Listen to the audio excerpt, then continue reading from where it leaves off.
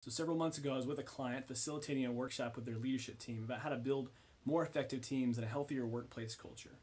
And one of the ideas that came up was this idea of bringing dogs to work, something that had been a top recommendation from all their frontline employees for many months.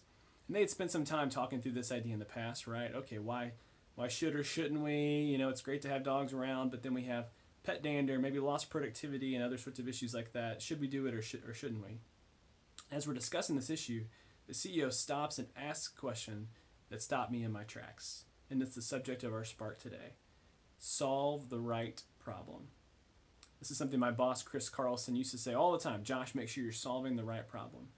And what this CEO said in this moment was a question to get at solving the right problem. She said, let's ask ourselves, why do people actually want to bring their dogs to the workplace to begin with?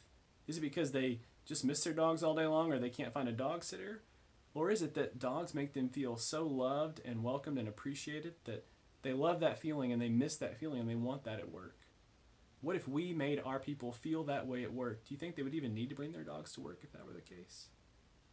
Man, when she said that, it blew my mind. Wow, what incredible insight. And what wisdom to stop and ask the question, are we solving the right problem here? We're focused on the technical sides of this, but what's the root issue here? Gosh, when I think about so many of the leaders that I coach, this idea of solving the right problem comes up over and over again. They're trying to push through a technical solution, a process improvement or whatever.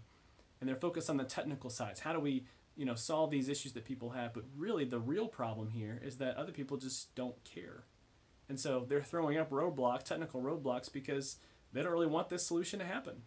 That leader hasn't solved the right problem, which is creating the desire, the buy-in, making people feel the intensity, the urgency of this problem so that they want to work together to find solutions.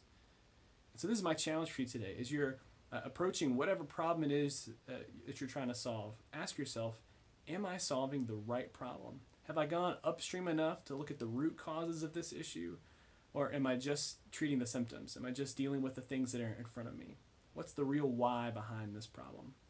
If you can solve the right problem, not only will your solution be more effective and long-lasting, but it's going to create much more tremendous positive change for your organization.